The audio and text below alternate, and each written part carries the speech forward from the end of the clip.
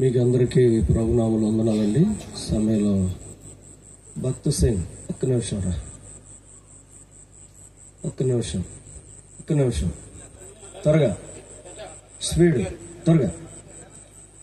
త్వరగా రావాలి, పైకి రావాలి, రా త్వరగా. నిన్నే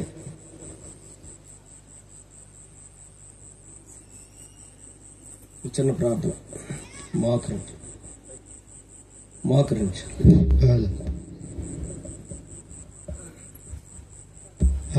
మహాపాసం చెరగేరే కుపారేసింటను బా మీటేందాలు పెరుస్తుంటను బా మీ గలరీ ఇంటవరకైనా తనకి అనుసను బా మీ శనులు కూడా మీనా మరి స్వరము రచించను మీ గలైనా ఎంత మేలు ఎంత మనసు కానుస్తాను బా మీ గలరీ ఆచరణ దేవా మీ గల కానుస్తాను బా మీ గలరీ మీ సకల సాయం చేయండి బా నిన్న వరకు నన్ను సాయం చేయమని ఇంకా చేయించుకుంది ప్రార్థన చేసుకోండి ఎదుగుంటున్నాం తండ్రి. ఆమేన్. దేవుని వాక్యాన్ని జ్ఞాపకం చేసుకుంటాం. దయచేసి మత్తయి సువార్త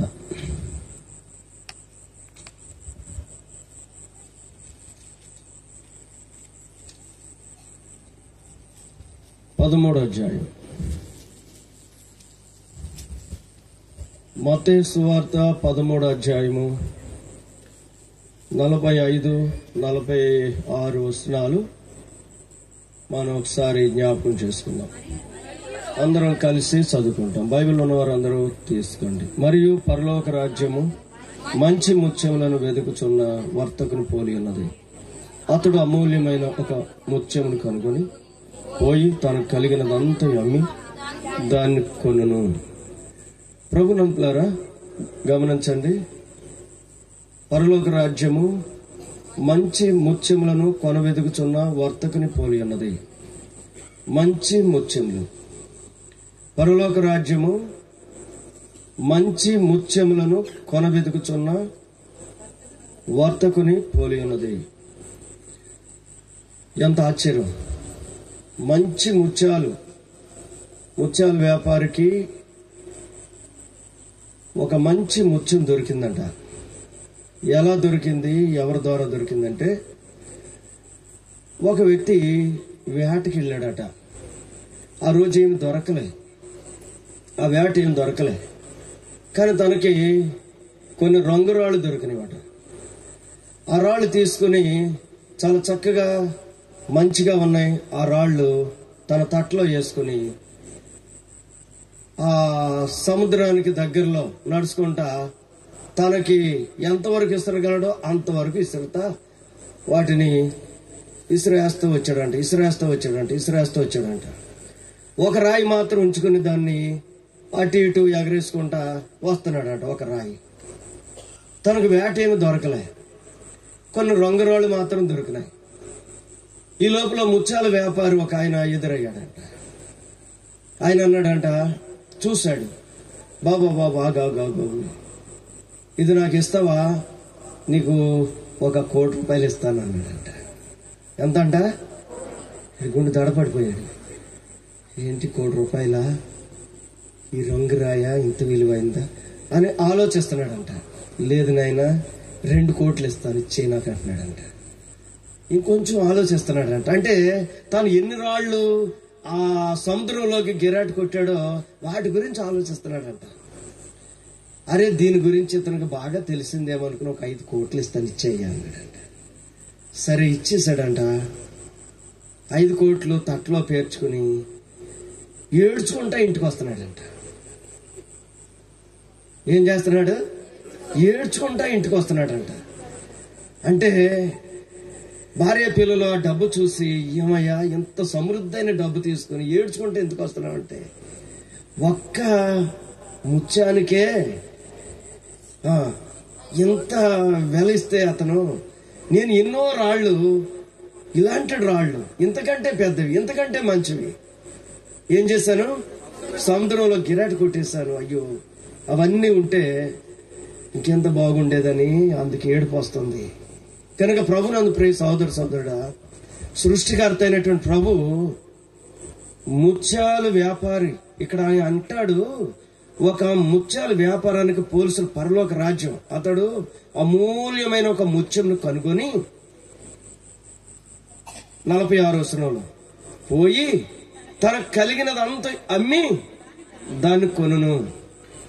45వ వచనం మరొకసారి, మరియు పరలోక రాజ్యము మంచి ముత్యములను కొనవెదుకుచున్న వర్తకుని పోలి అన్నది. మంచి ముత్యములు, ముత్యాల వ్యాపారికే ముత్యాల గురించి తెలుసు. మంచి ముత్యములు కొనవెదుకుచున్న వర్తకుని పోలి ఉంది. అతడు అమూల్యమైన ఒక ముత్యమును కనుగొన్నాడు. పోయి తనకు కలిగినదంతా అమ్మేశాడు, దాన్ని కొన్నాడు. ప్రభునంతులారా, ఈ అమూల్యమైనటువంటిది ఒక ముత్యము, అమూల్యమైనటువంటిది ఒక ముత్యము. ఎవరయ్యా అంటే నీవు నేనే. నిన్ను నన్ను కొనటానికి ఆయన తనకున్నదంతా ఇచ్చేశాడు. తనకున్నదంతా ఇచ్చేశాడు. తనకున్నదంతా ఇచ్చేశాడు. ఆ మహిమనే విడిచిపెట్టేశాడు. తండ్రితో ఉండాలనుకునే ఆ భాగ్యాన్ని కూడా, ఉండే భాగ్యాన్ని విడిచిపెట్టుకుని ఏమీ లేనివానిగా ఈ లోకానికి వచ్చాడు.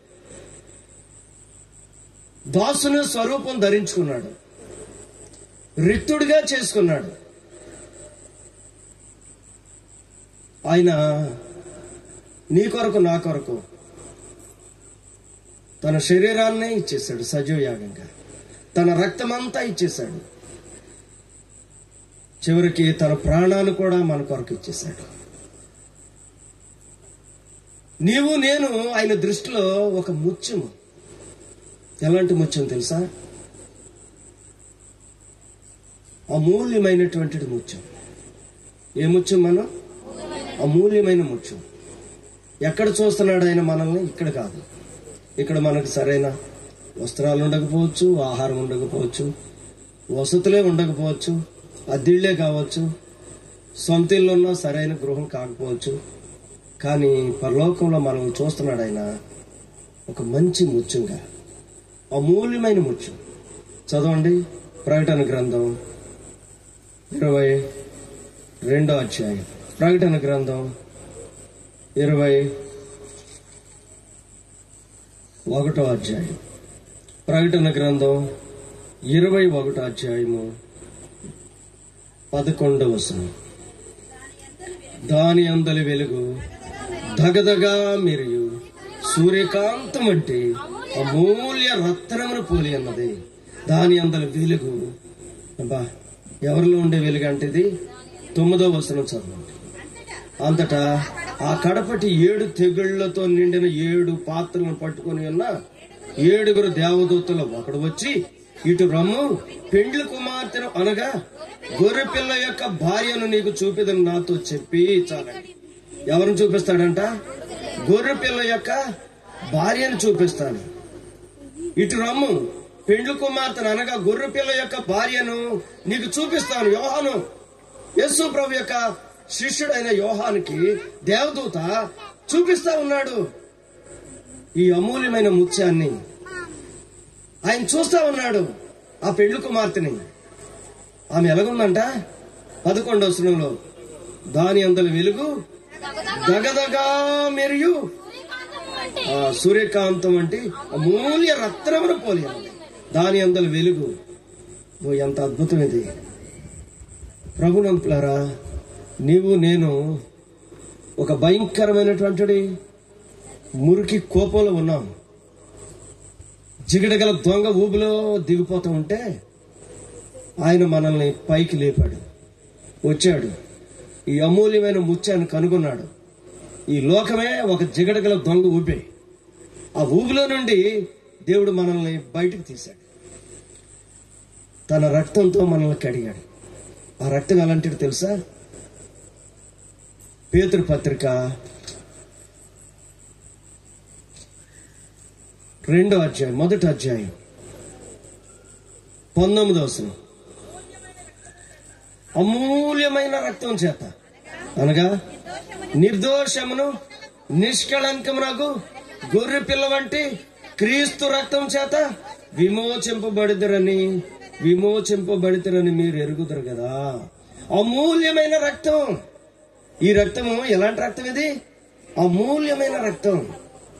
నిన్ను ఒక అమూల్యమైనటువంటి దగదగా మెరిసే ముత్యంగా చేయాలని, ఆ పెళ్లి కుమార్తె యొక్క సంఘంలో నేను ఒక అంగంగా, నేను ఒక భాగంగా చేయాలని ఆయన ఏ రక్తంతో కడిగాడు తెలుసా? నిన్ను అమూల్యమైన రక్తం. ఆయన కార్చిన రక్తము ఎటువంటి రక్తం అండి? అమూల్యమైన రక్తం.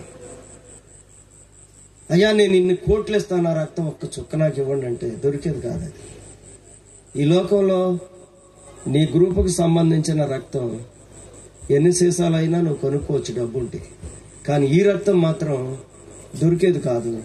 ఇది అమూల్యమైన రక్తం. ఈ రక్తంతో నిన్ను కడిగి నిన్ను శుద్ధి చేసి ఆయన నీకు ఎటువంటి వాగ్దానాలు ఇచ్చాడు తెలుసా? ఎలాంటి విశ్వాసం ఇచ్చాడు తెలుసా? ఇదే పత్రికలో మొదటి అధ్యాయము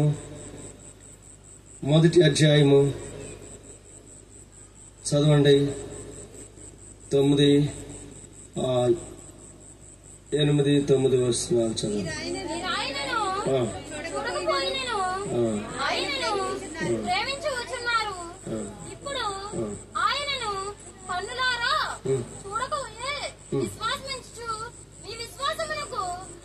ఏడవ వచనం చదువు. నశించిపోవు సువర్ణము అగ్ని పరీక్ష వల్ల శుద్ధపరచబడుతున్నది కదా, దానికంటే అమూల్యమైన మీ విశ్వాసం. ఎలాంటి విశ్వాసం అంట? ఏ విశ్వాసం ఇచ్చాడు మనకి? అమూల్యమైన విశ్వాసం. ఒక వ్యక్తి ఈ అమూల్యమైన రక్తం చేత కడగబడితే, ఈ నిర్దోషమైనటువంటి నిష్కళంకమైన గొర్రెపిల్ల వంటి క్రీస్తు రక్తం చేత తాను కడుక్కుంటే, విమోచించబడితే తన నమ్మకం ఎటువంటిదంటే అమూల్యమైన విశ్వాసం. ఆ విశ్వాసం ఎటువంటిదండి? అమూల్యమైన విశ్వాసం. బా, ఎంత ఆశ్చర్యం! ఎన్ని కోట్లు ఇస్తానన్నా ఇక యేసు ప్రభుని వదిలి వెనక రాలేడు ఆ వ్యక్తి. ఎందుకని? ఆ నమ్మకం ఎలాంటిది? అమూల్యమైంది. విశ్వాసం అంటే నమ్మకమే కదా. ఆ నమ్మకం ఎలాంటిది? అమూల్యమైంది. అమూల్యమైన విశ్వాసం. ఎన్ని బాధలు వస్తున్నాయి ప్రభుని నమ్ముకున్నందుకు, ఎటువంటి సమస్యలు ఏర్పడినాయి ప్రభుని నమ్ముకున్నందుకు, ఇవన్నీ లెక్క చేయడం వ్యక్తిగా అమూల్యమైన విశ్వాసం. అది ఏ విశ్వాసము? అమూల్యమైన విశ్వాసం. దేవుడు మనకి వాగ్దానాలు కూడా అమూల్యమైన వాగ్దానాలు ఇచ్చాడు. చదవండి. పేతురు రాసిన రెండో పత్రిక 4వ వచనం, మొదటి అధ్యాయంలో 4వ వచనం. ఆ మహిమ గుణాతిశయములను బట్టి ఆయన మనకు అమూల్యములను అత్యధికములనైన వాగ్దానములను అనుగ్రహించి ఉన్నాడు. చాలండి. ఎలాంటి వాగ్దానాలు ఇవి? అమూల్యములను అత్యధికములైన వాగ్దానాలు. అమూల్యములను అత్యధికములైన వాగ్దానాలను అనుగ్రహించింది. ఈ వాగ్దానాలను బట్టే, ఈ వాగ్దానాల మూలంగానే మనము లోకమందు ఉన్నటువంటి భ్రష్టత్వాన్ని, దురాశని, వీటన్నిటి నుండి కూడా మనం తప్పించుకోగలము. చదవండి పూర్తిగా వాక్యం. దురాశను అనుసరించుట వలన లోకమందున్న భ్రష్టత్వమును ఈ వాగ్దానం మూలంగా మీరు తప్పించుకొని దేవ స్వభావనందు పాలువారు అన్నట్లు వాటిని అనుగ్రహించెను. లోకమందు ఉన్నటువంటి దురాశను అనుసరించడం వలన లోకమందున్న భ్రష్టత్వం, ఈ వాగ్దానం మూలంగా మీరు తప్పించుకోవాలి. ఇవి అమూల్యమైన వాగ్దానాలు. దేవుని యొక్క మాటలు ఎంతగా నువ్వు మోకరించి చదివితే అంతగా దేవుడు నిన్ను వాగ్దానాలతో నింపుతాడు. అంతగా నిన్ను తన యొక్క వాగ్దానాలతో, వాక్యాలతో నిన్ను నింపుతాడు. నువ్వు వాక్యం మోకరించి చదవాలి. మోకాళ్ళు నొప్పులుండి ఇంటి దగ్గర ఒకవేళ మంచం దిగలేని పరిస్థితి అయితే సరే, నువ్వు ఎలా చదువుకున్నా ప్రభు అంగీకరిస్తాడు. కానీ నువ్వు మోకాళ్ళు మంచిగా ఉంటే మోకరించి వాక్యం చదువుకో. మోకాళ్ళ మీద ఉండి వాక్యం చదువుకో. ఇవి అమూల్యమైన వాగ్దానాలు. ప్రభు నీతో మాట్లాడతాడు. ప్రభు నిన్ను ఒక ముత్యంగా చూస్తున్నాడు. ఆయన అమూల్యమైన ముత్యం. నీవు మామూలు వ్యక్తివి కాదు, సామాన్యమైన వ్యక్తివి కాదు. నీవు ఒక అమూల్యమైనటువంటి వ్యక్తివి. ఈ లోకంలో నాకేమీ లేదయ్యా, నాకు చదువే లేదయ్యా, నాకు యేసు ప్రభు వయసు అంతా అయిపోయాక దొరికాడయ్యా. లేదు, నిన్ను కనుగొన్నాడు. ఏ సమయంలో నిన్ను తన దగ్గరికి తీసుకోవాలో ఆ సమయంలో తీసుకొచ్చాడు. అయ్యా నాకెంతో సమయం లేదయ్యా. ఒక ఆయన మతభక్తి కలిగి ఉన్నటువంటి ఒక మాస్టర్ గారు తెలుసు. తాను యేసు ప్రభుని కలిగి ఉన్నాడు, కానీ ఫోటోలు పెట్టుకుని యేసు ప్రభు యొక్క తల్లి ఫోటోలు పెట్టుకుని పూజ చేసుకునే వ్యక్తి. కొవ్వొత్తులు వెలిగించుకుని కొబ్బరికాయలు కొట్టుకుని లేకపోతే ఇంకా ఏమైనా చేసుకునేటువంటి వ్యక్తులు వాళ్ళు. వాళ్ళ గ్రామానికి ఎవరైనా వెళితే వేరే సువార్థికులు దిగనిచ్చేవాడు కాదంట అతను. తాను ఒక మాస్టర్, స్కూల్ మాస్టర్ గారు. తాను యేసు ప్రభునే కొలుసుకుంటాడు. కానీ ఎందుకో వయసు అంతా అయిపోయిన తర్వాత ఇక రిటైర్మెంట్ వయసులో తాడేపల్లిగూడానికి దగ్గరలో ట్రాన్స్ఫర్ అయ్యారు. ఇద్దరు టీచర్సే. ఒక వ్యక్తి ద్వారాగా కుటుంబం మాకు దొరికింది. దేవుని వాక్యంలోనికి నడిపించాం, ప్రార్థన చేస్తాం. వాళ్ళు నీటి బాప్తిస్వం ద్వారా సాక్ష్యం ఇచ్చి ఆయన అన్నాడు, అయ్యా ఈ ప్రభు నాకు ఎప్పుడు, నేను చాలా మంది సువార్థికుల్ని మా గ్రామం దిగనిచ్చేవాడు కాదు. అసలు దేవుని వాక్యము వాళ్ళు చెప్తామంటే కూడా వినేవాడు కాదు. నేను యేసు ప్రభునే కలిగి ఉన్నాను, కానీ ఏదో విగ్రహ సంబంధమైన విధానంలో కలిగి ఉన్నాను ఆయన. ప్రభునంతులారా, దేవుడు ఆత్మ. ఆయన ఆరాధించువారు ఆత్మతోనూ సత్యంతోనూ ఆరాధించాలి. దేవుడు ఆత్మ. అదే సమయంలో యోహాను సువార్త 1:1 ఆది యందు వాక్యం ఉండెను, వాక్యము దేవుని యొద్ద ఉండెను, వాక్యము దేవుడై ఉండెను. వాక్యము దేవుడు. ఆయన వాక్యమై ఉన్న దేవుడు. ఆయన ఆత్మస్వరూపుడైన దేవుడు. ఆయన మనలను దర్శించటానికి ఈ ప్రపంచమంతా కూడా తన పరిశుద్ధాత్మ సహాయంతో మన కొరకు పరిశుద్ధాత్మ దేవుని అనుగ్రహించాడు. ఈనాడు నిన్ను కూడా కనుగోవాలని, నిన్ను కూడా వెతుకుతూ వచ్చాడు ఆయన. ఈ స్థలానికి నిన్ను కూడా వెతుకుతూ వచ్చాడు. శాపగ్రస్తమైన పట్టణంలో మంచి వాళ్ళు ఎవరైనా ప్రయాణం చేయగలరా? ఇది శాపగ్రస్తమైన పట్టణము అని తెలిసినప్పుడు ఎవరు ప్రయాణం చేయలేరు. ఎవరు ఆ పట్టణం యొక్క వీధి గుండా నడవలేరు. అలాంటి శాపగ్రస్తమైన పట్టణంలో కూడా యేసు ప్రభువారు వెళ్తా ఉన్నాడు. ఈ పట్టణం కూడా ఆయనకి ఎందుకు అనుకోవచ్చు. మనం లూకాసు వార్త 19:1 చదువు. లూకాసు వార్త 19:1 ఆయన సంచరించుచు యెరికో పట్టణంలో ప్రవేశించి దాని గుండా పోచుండెను. యెరికో పట్టణము, ఆ పట్టణం పేరేంటి? యెరికో పట్టణం. ఆ పట్టణము పాత నిబంధన గ్రంథంలో యెహోషువ కాలంలో ఒక వేశ్య ఆ పట్టణం చుట్టూ ఉండేటువంటి ప్రహారీ గోడ మీద ఇల్లు కట్టుకుంది. అంటే ఆ ప్రహారీ గోడ ఎంత వెడలిపోయిందో. ఒక వేశ్య, రాహాబు అనేటువంటి వేశ్య యెహోషువ కాలంలో యెరికో పట్టణం యొక్క ప్రహారీ గోడ మీద ఇల్లు కట్టుకుందంటే ఎంత వెడలిపోయిన పట్టణమో. ఆ పట్టణం ప్రహారీ మీద 8 రథాలు ఒకేసారి ప్రయాణం చేయగలవని చెప్తుంది వాక్యము. 8 రథాలు ఒకేసారి జంటగా, అంటే ఎంత వెడలిపోయిన పట్టణమో అది. ఒక రథము ఒక ఆర్టీసీ బస్సు అంత ఉంటే ఒకవేళ అనుకుందాం, వెడలిపుంటే 8 ఆర్టీసీ బస్సులు ఒకే లైన్ గా నడిస్తే ఎంత వెడలిపోయిన పట్టణమో ఆ యొక్క ప్రహారీ గోడ అది మనం ఊహించుకోవచ్చు. అంత ఎత్తైన స్థాయికి ఎదిగిన పట్టణంలో ఏం కనబడుతుందా అంటే దేవుని బిడ్డలు ఆ పట్టణాన్ని స్వాధీనం చేసుకోవటానికి మీరు వెళ్ళండి. ఆ పట్టణం ఎత్తైన ప్రహారీ గోడ మీద ఇల్లు కట్టుకుంది ఒక ఆమె. ఆమె పేరు ఎవరు? రాహాబు అనే వేశ్య. ఎందుకు అక్కడికి వెళ్ళమంటున్నాడు ప్రభు? 2 వ్యక్తులు వచ్చారు సిఐడిస్ గా ఆ పట్టణాన్ని చూడటానికి.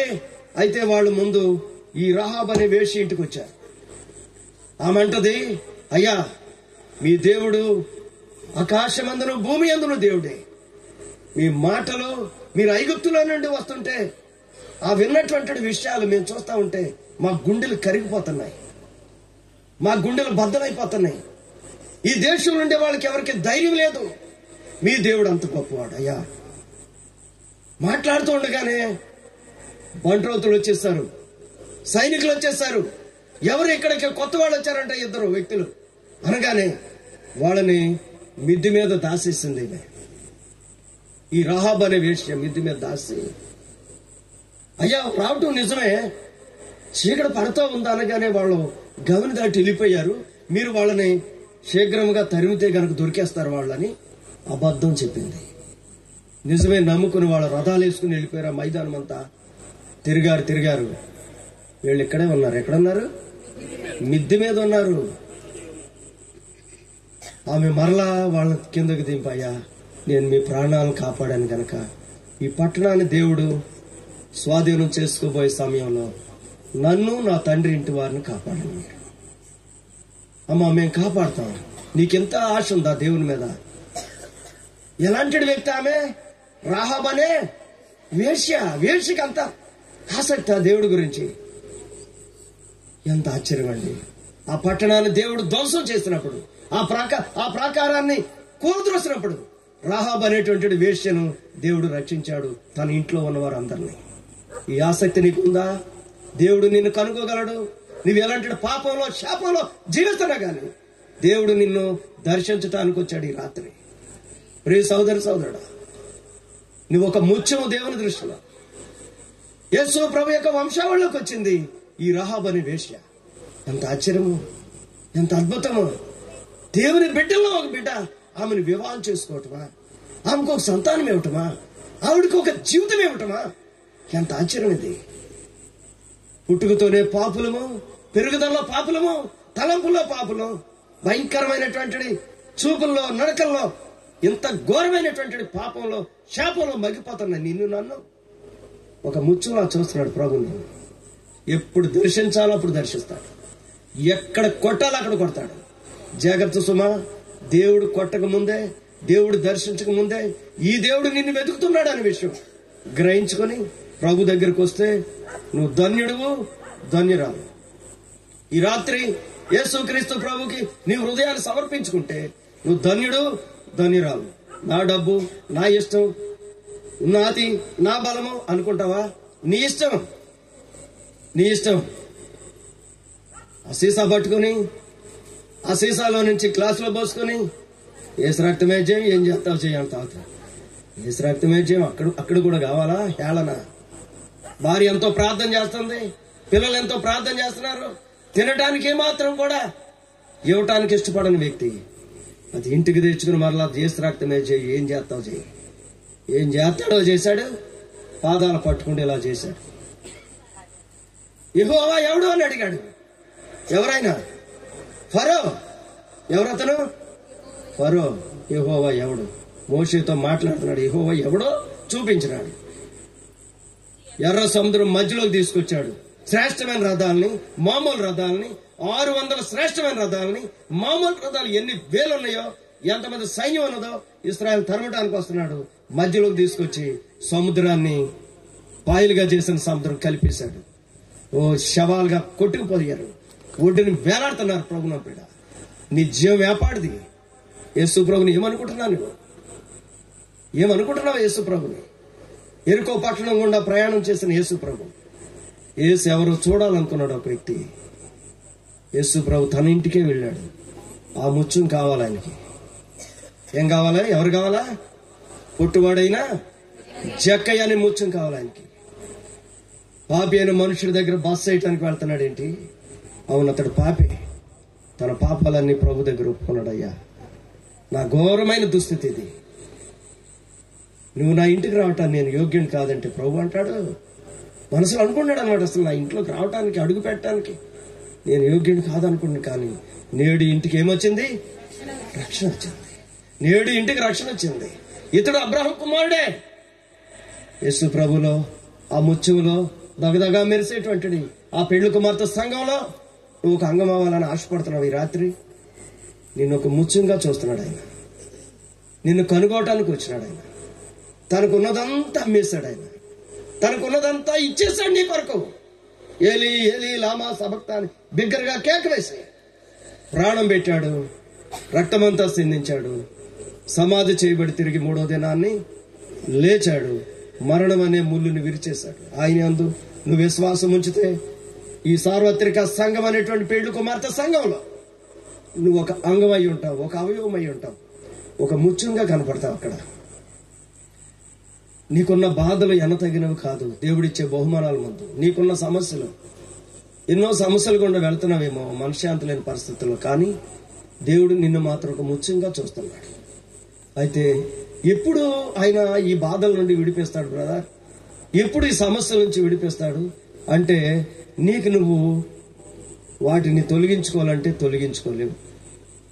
ఒకవేళ అలా తొలగించుకోవటానికి ఎవరైనా నీకు సహాయం చేయాలని చూస్తే, దేవుడు నీతో మాట్లాడుతున్నప్పుడు, దేవుడు నిన్ను ఒక విధానంలో తీసుకురావాలనుకున్నప్పుడు నీవు అటు ఇటు కాకుండా అయిపోతావు.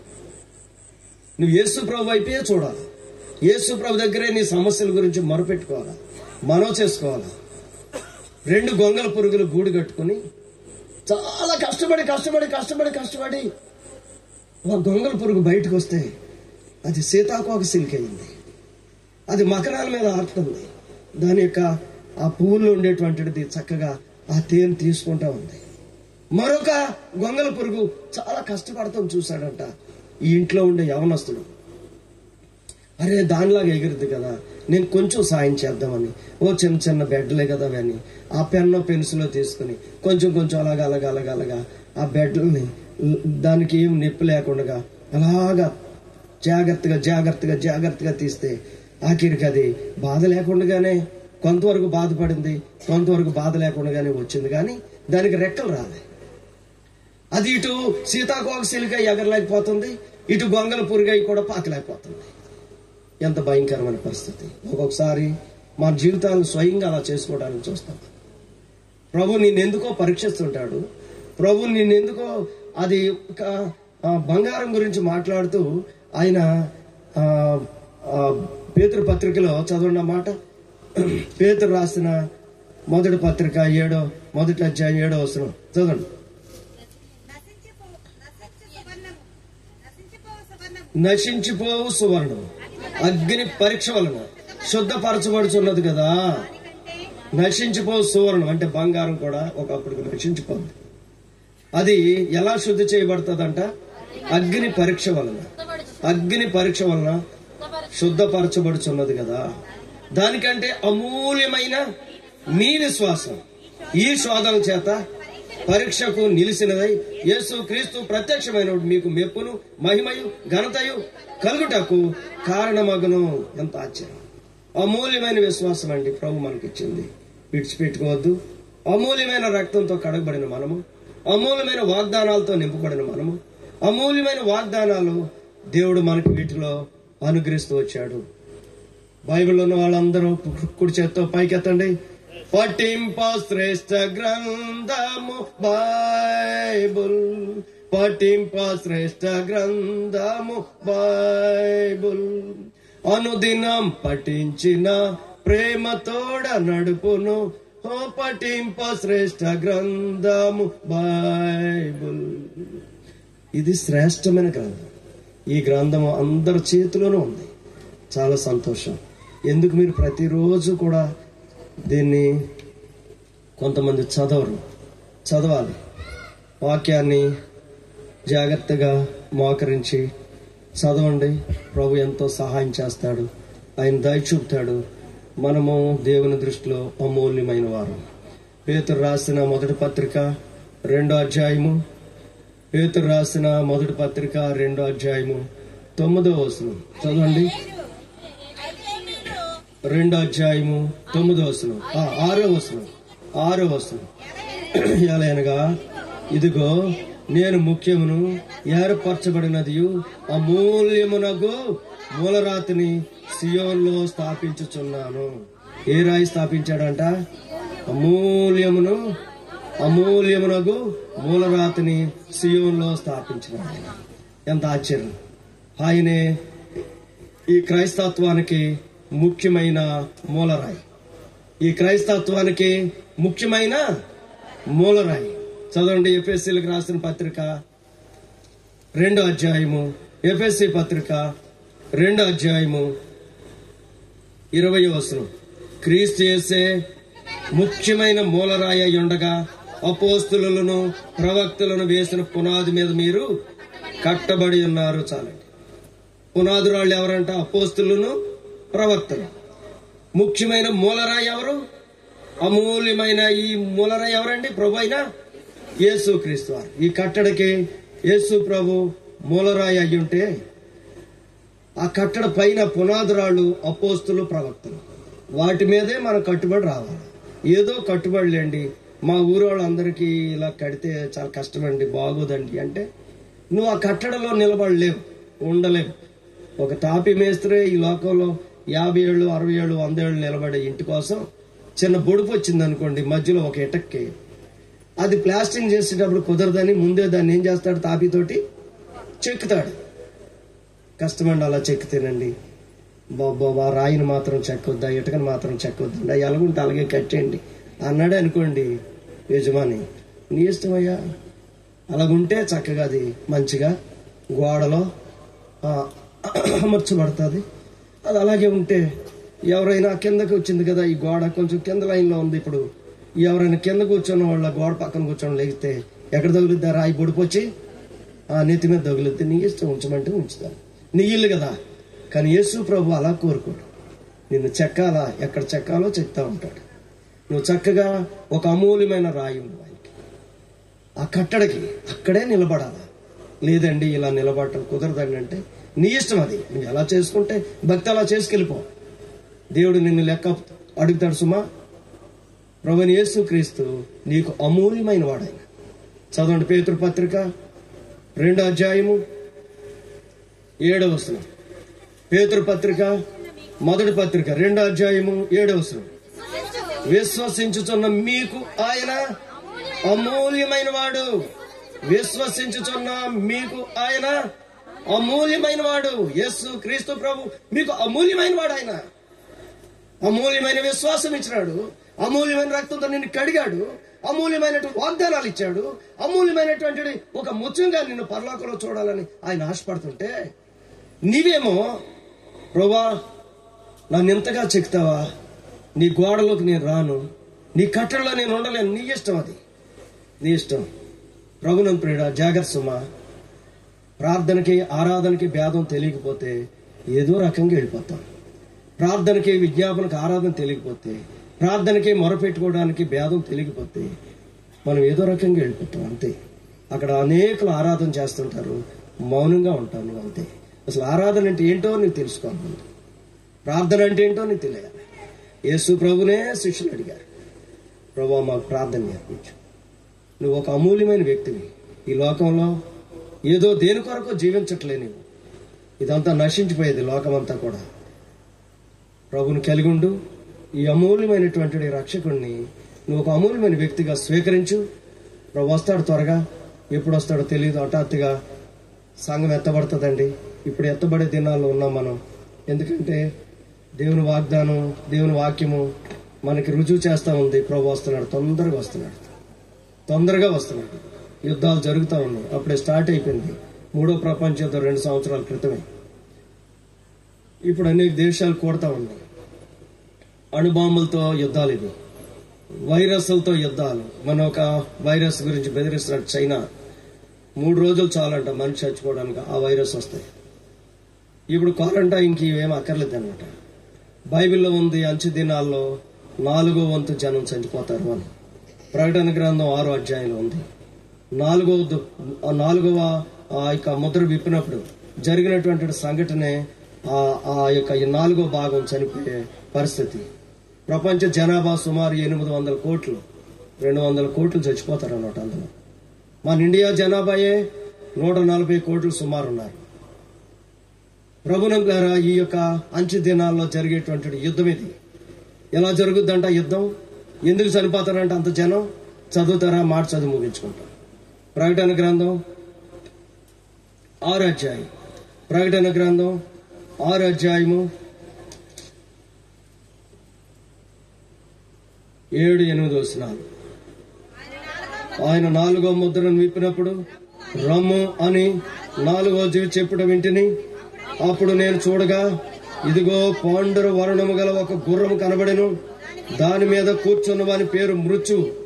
పాతాళ లోకం వాని వెంబడించెను. ఖడ్గం వలనను. ఒకటి గుర్తించుకోండి, ఆ యొక్క పాండుర వర్ణం గల గుర్రం మీద కూర్చున్న వ్యక్తి పేరేంటి? మృత్యు. పాతాళ లోకమే వాని వెంబడిస్తుంది.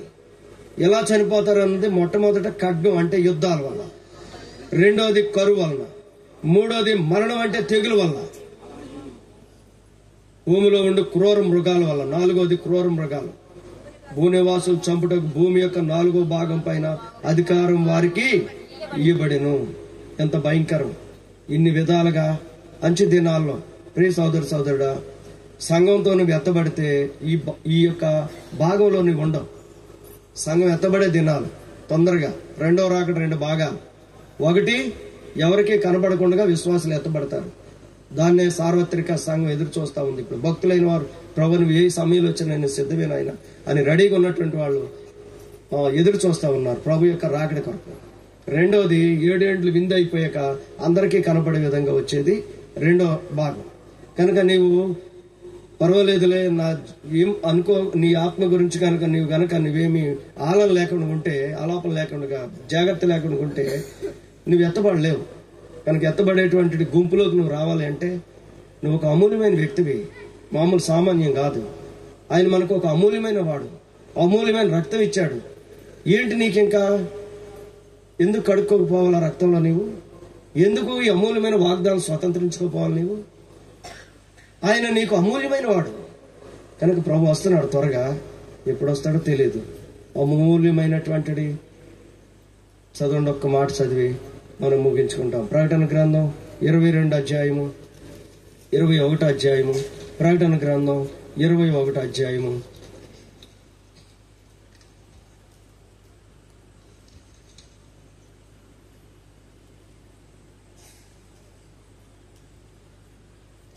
ఇరవయో వచనం చదవండి.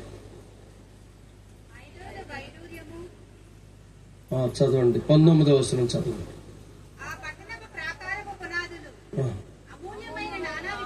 ఆ పట్టణపు ప్రాకారపు పునాదులు అమూల్యమైన నానావిధ రత్నములతో అలంకరింపబడి ఉండెను. చాలండి. ఆ పట్టణపు ప్రాకారాలు కూడా అమూల్యమైన నానావిధ రత్నాలతో అలంకరించబడి. తర్వాత తీరిగ్గా 19వ వచనం 20వ వచనం తర్వాత చదువుకోండి. ఎన్ని రత్నాలతో, ఎలాంటి రత్నాలతో అది మరి అలంకరించబడిందో తర్వాత మీరు తీరిగ్గా చదువుకోవచ్చు. కనుక మన ప్రభు త్వరగా వస్తున్నాడు. అమూల్యమైనటువంటి పట్టణాన్ని సిద్ధపరిచాడు, అమూల్యమైనటువంటి వాగ్దానాలు ఇచ్చాడు. కనుక ఇది ఏదో అలా చెప్పుకుంటూ వెళ్ళిపోతారులే సేవకులను, నీ ఇష్టం. వాగ్దానం ఎప్పటికీ పోదు, వాక్యం ఎప్పటికీ నశించేది కాదు. ఆకాశం భూమి గతిస్తాదేమో కానీ నా మాటలు ఏమాత్రమో గతించమన్నాడు యేసుప్రభువారు. కనుక ఆయన మాటలు నమ్ము, నీవు విశ్వసించు, మోకరిని చదువుకో. వాక్యం నీకు చక్కగా అర్థమవుతుంది. ప్రభు నీకు నెమ్మదిస్తాడు, శాంతినిస్తాడు. ఒకవేళ ఇంకా రక్షించబడలేదా, ఈ సమయంలోనే నీ హృదయం తెరవబడటానికి సిద్ధంగా ఉంటే నాతో ఈ చిన్న ప్రార్థన చెప్పు. ప్రభు నీ హృదయంలోకి వస్తాడు. యేసయ్యా, నేను జన్మకరం పాపనయ్యా, క్షమించయ్యా, నీ రక్తంతో నన్ను కడుగయ్యా, నన్ను శుద్ధి చేయి ప్రభు అని నేను చిన్న ప్రార్థన చెప్తాను. నాతో ఎవరైనా ఒకవేళ కొత్త వాళ్ళు, రక్షణ పొందిన వాళ్ళు ఉంటే వాళ్ళ సహాయం కోసం అందరూ చెబుదాం. ఏం పర్లేదు, అందరూ చెబుదాం. ఒకసారి కళ్ళు మూసుకోండి. ఎలాగున్న వాళ్ళు అలాగే కళ్ళు మూసుకోండి. మోకరించగలుగుంటే మోకరించండి. మీ ప్లేస్ ఉంటే నిజమా, లేదా అలాగనే కళ్ళు మూసుకోండి. చిన్న ప్రార్థన నాతో చెప్పండి. పరిశుద్ధుడైన తండ్రి, ప్రేమగల ప్రభువా, యేసయ్యా, నేను జన్మ పాపిని, కర్మ పాపిని, నన్ను క్షమించండి. మీ రక్తంతో నన్ను కడగండి ప్రభువా. నా కొరకై పరిశుద్ధుడిగా జన్మించి, పరిశుద్ధుడిగా జీవించి, మీ పవిత్రమైన రక్తమును సిలువలో కార్చి, ప్రాణం అర్పించి, సమాధి చేయబడి, తిరిగి 3వ దినాన్ని లేచినావని నమ్ముచున్నాను. పరలోకానికి ఆరోహణమై వెళ్ళినావని, తిరిగి రానయ్యున్నావని నమ్ముచున్నాను. ప్రభువా, నన్ను దర్శించండి. మీ రక్తము అమూల్యమైనది. అమూల్యమైన రక్తంతో నన్ను శుద్ధీకరించండి. నన్ను క్షమించినందుకు మీకు స్తోత్రాలు, మీకు వందనాలు. యేసు ప్రభు నామమున ప్రార్థన చేసి వేడుకుంటున్నాను తండ్రి. ఆమేన్.